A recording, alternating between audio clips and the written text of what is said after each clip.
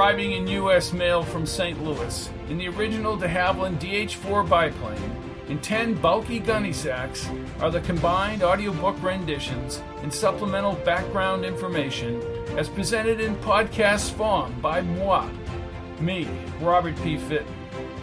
Good evening to one and all, wherever in the galaxy you make your home.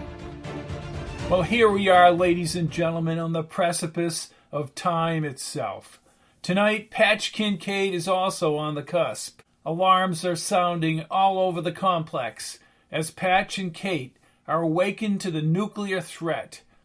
Reports are coming in from around the country. Compounding the unfathomable situation is Carlos Sánchez and his terrorist gang, who are threatening to enter Sector 13 at the heavy doors. Kate clings on to Patch as the threat intensifies. Patch brings Kate down to the embarking chamber as a power-up is attempted. In the midst of this disaster, things take a turn for the worst, with only one strategy in place. Get back in time a few weeks to warn the world of the pending cataclysm. And now, we head back to the emergency alarms sounding throughout Sector 13 in Hastings Mountain, Colorado. Our second installment of The Kennedy Paradox by Robert P. Fitton. The Kennedy Paradox, Chapter 5. Sector 13, Hastings Mountain, Colorado. Personnel Quarters, July 19th, 1986, 3:15 a.m.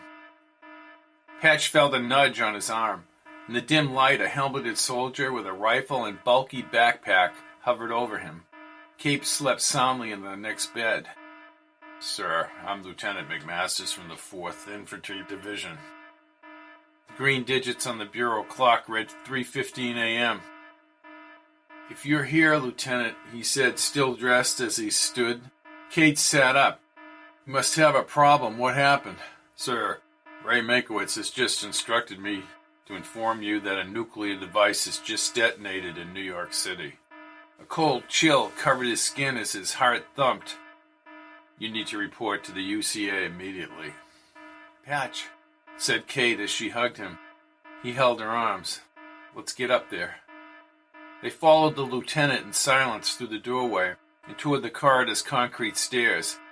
The adrenaline in his blood surged as they ascended the stairwell.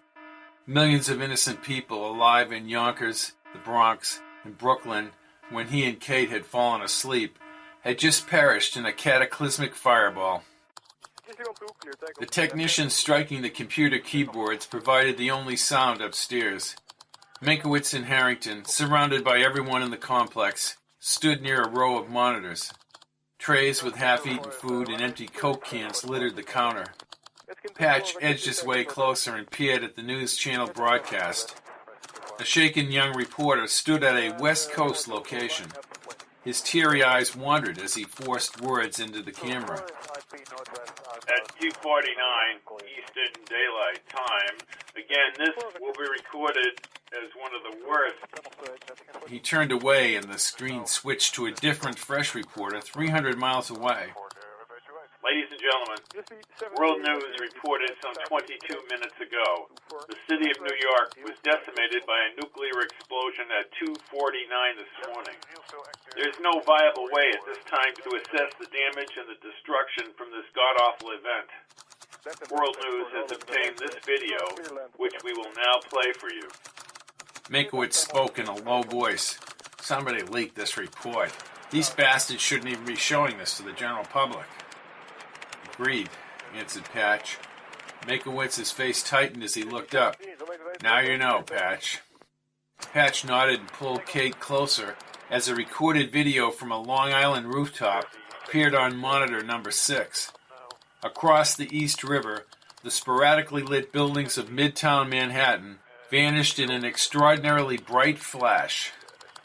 Sweat accumulated on Patch's forehead as a convoluted orange mass expanded upward into the night. "This is not a fabrication. Again, World News is reporting that the city of New York tonight, July 19th, 1986, was destroyed in a nuclear explosion. I have with me Professor Henry Younes from the University of California at Berkeley.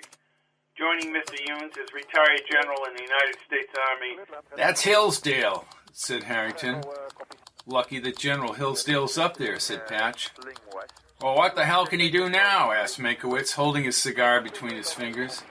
The reporter thrust the microphone toward the general with the thin mustache. General Hillsdale, is there any way of telling who could have survived this nuclear blast? Hillsdale's stars shined on his green helmet, and he wore a heavily quilted vest. Well, it's too much to begin to assess the damage, Bill. My concern is for the living on the outskirts of the city and downrange. Have we personnel heading to the area, General? We will be holding a briefing this morning at 9 a.m. Right now, I cannot comment on the logistics. With the carnage involved, you can understand.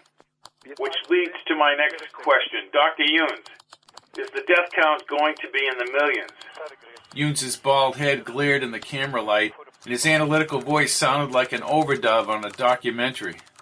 Well, Bill, it would have been far greater if this had occurred during the workday. The workforce in the greater New York area... Excuse me. The reporter listened in his earpiece. His eyes slowly opened and his face became rigid. My God. What is it? Asked Hillsdale, his face tightening. Then he turned to several men behind him. We have just learned that a second bomb... Meinkewitz glared at Patch and then turned toward the screen. The nation's capital has been destroyed by a second terrorist blast. Meinkewitz, his eyes fixed on the screen, walked away. For at least 5 minutes, no one said anything. Meinkewitz returned with an open Bible. He faced the screen. The destroyer comes upon every city. Not a city escapes. Ruined is the valley. Wasted is the plain, as the Lord has said.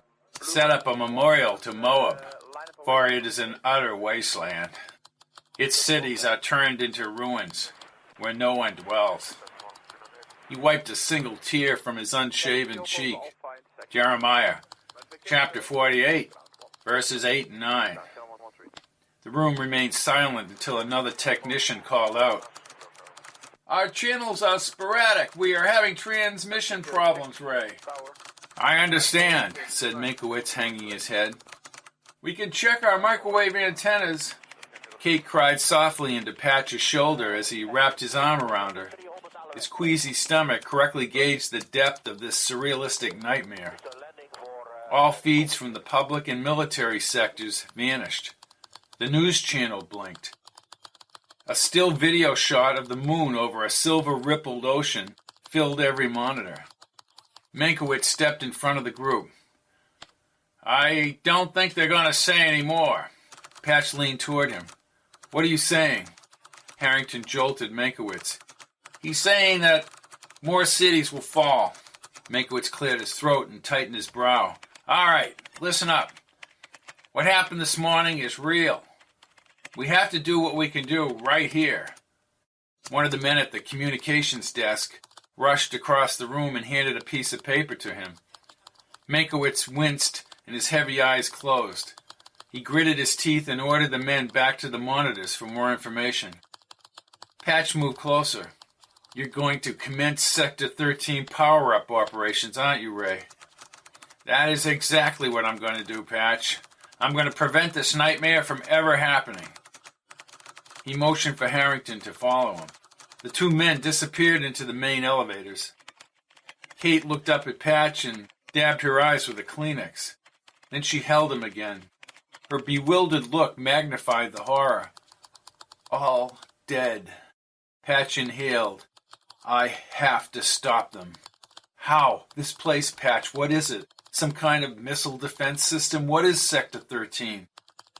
It used to be a missile defense system. But what is it now?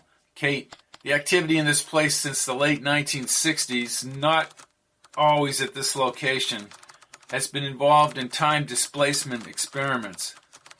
That won't help anybody now. It might. She tilted her head back in disbelief. How so? Military applications, Kate. I've been back in time for short periods, twice. We may be able to do something here. Kate squinted. Patch questioned whether he could take her below, but the need for security clearances had ended with the annihilation of New York City.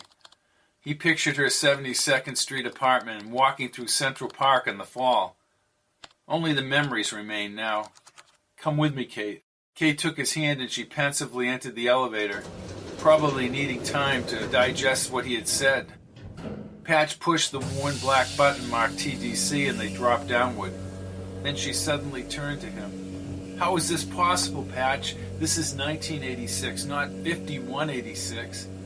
Patch raised his left brow with a mindful arrogance. We've been able to produce dimensional fields that bring us between the realm of our own time and space, like a bubble going back, like the elevator you're in now, moving through the carved space in a mountain rock. A similar effect occurs in the TDC. TDC? Time Displacement Chamber, the embarking chamber. She closed her eyes for a second. They emerged below the command center. Several minutes later, the doors opened to a multi-tiered, sheeny green pyramid constructed atop a red, glowing metal grid. The place hummed like a ship's engine room. A long, sloping tunnel connected the chamber pyramid apex to the lower control area. Patch thought the LCA resembled a baseball press box. They walked inside, dwarfed by the immensity of the complex, hollowed out of the surrounding gray rock ledges. He brought her up an open concrete stairway to Meinkewitz. After passing several additional monitoring stations, he approached Meinkewitz. Meinkewitz worked with his people at the computers, trying to initiate a chamber power-up. Ray, we have to keep sending our people back till we've changed the future. Meinkewitz firmly put his hand on Patch's shoulder. If the future can be changed, we may never know. It will just change. We have to assume that what we're doing is the right thing, Patch. Another report came in. Meinkewitz studied the computer readings as he spoke in a low, melancholic tone. You two would be dead right now. Kate closed her eyes. San Francisco. We are witnessing a complete destruction. Meinkewitz leaned over the technician's shoulder. I frankly don't want to hear any more. There's not a damn thing we can do about any of this except go back a few weeks and try and change it. He turned to Kate. Kate, I need to talk to Patch for a second. Kate locked her arms briefly around Patch. Meinkewitz apologized to Kate and motioned Patch into a side room and shut the glass door. I don't like leaving Kate out there. Who the hell's she going to tell now anyways? Just listen up, will you? Meinkewitz clenched his fist as he thought. Patch took a long breath, but his own emotions surged. These attacks have to be more than Carlos Sánchez and the other people. Higgins, Bornheim, and Carlos are at the center of it. Every major American city has been hit. Our country, our way of life, is over. Through the glass, Kate sat with her head bowed. Emotions had been raised to an incomprehensible level. He faced Meinkewitz. So what's your plan, Ray? Meinkewitz regained his calm demeanor.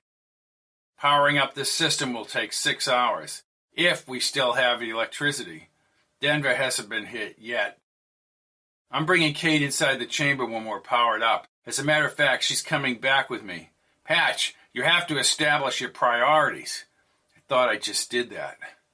He kicked open the door and hurried over to Kate and held her shoulders. I'm going back in time to warn everyone you're coming with me. Incomprehensible confusion resided in her eyes. Back in time? I can't even absorb the fact that everyone is dead in New York. We need to take action. I don't care about these gizmos you hotshots have up here, okay? Patch glanced back at the booth as she covered her eyes with her hand. I'm sorry, I don't understand why anyone would do this. Some people can't exist without getting even, Katie. They can't live with the fact they were beaten. Carlos Sánchez and his gang are those kind of people. He took her warm hand, and they slowly ascended the wide concrete ramp. The passageway, lighted by wire-encased, aqua-glowing halogens, wound upward through the ledge. A stiff, cooler wind blew Kate's hair back as they approached the open, gridded area. 100 feet ahead, the Venus